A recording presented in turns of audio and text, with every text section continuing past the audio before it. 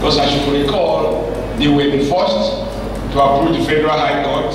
They were the first to obtain interim order restraining the Speaker and the House. And the Speaker and the House obey all of these orders.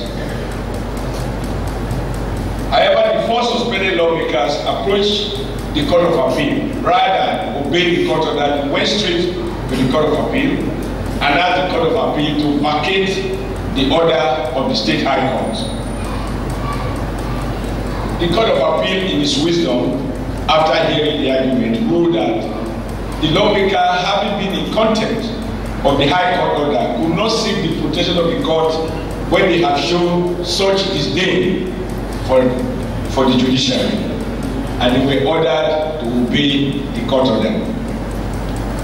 As we speak, even with the pronouncement of the Federal Court of Appeal directing these four lawmakers to obey the court order, they have continued to violate the order.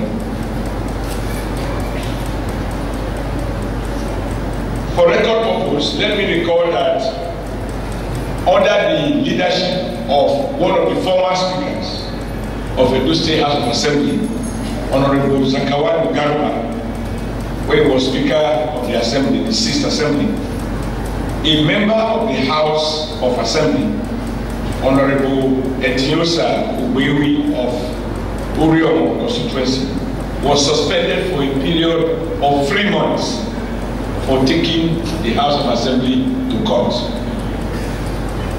That suspension lasted until he withdrew his case from court. The current majority leader, Honorable Philip Shaggy, was also at one time suspended for several weeks by Edo State House of Assembly. By refusing to obey court orders, these PDP lawmakers who live on making law wanted to create a legislative statement and demonstrate that the PDP is above the law and they are above the courts.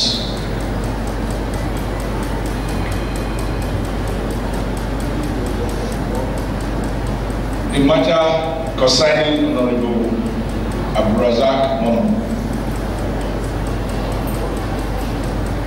You will recall that during the local government election held on April 20, 2012, Honorable Razak Momo, representing my own local government of Isako West, Constituency 1, was arrested by officers of Operation Thunderstorm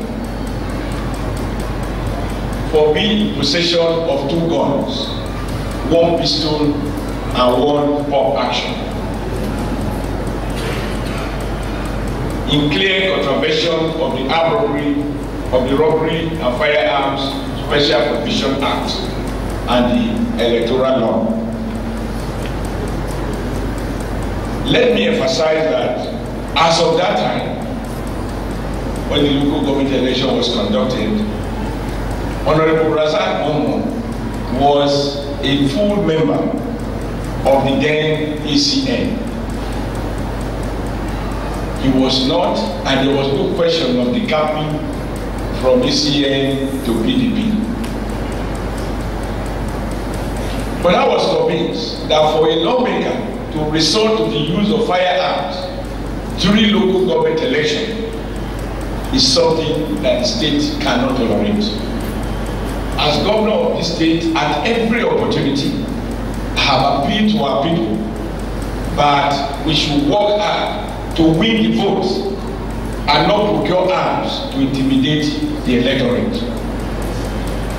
If democracy is about survival of the physical fittest, people like me have no chance. I have approached and campaigned to our people that all we need to do to win votes is not to continue with the old primitive criminal tradition of sourcing money to buy weapons, to arm young people, to intimidate, to maim, and to kill. And by the special grace of God, I am here today as the governor of this state not courtesy of God-willing youths, but courtesy of the votes casted freely in my favor by the good people of this state. Accordingly, I called the CP and I said, on the strength of this evidence, it is important that this case is properly investigated and the honorable member should be charged to court according to law.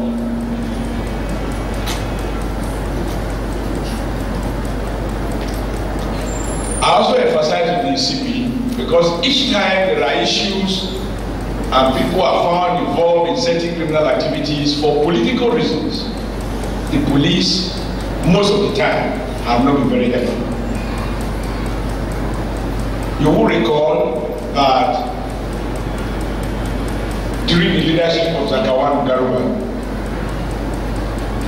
3 members of APC in the House were macheted. Honorable Philip, Honorable Johnson Oguma, and I believe Honorable Ajutu, or one of them. They were merely lucky that they did not die. As we speak, they have to keep regular checks with their medical doctors on account of the injury inflicted on them by members of the PDP. Until date, police refuse to charge any of these members to court, in spite of several petitions and in spite of compelling evidence, because this macheting of honorable members was recorded by various media houses that covered the proceedings of the House of Assembly.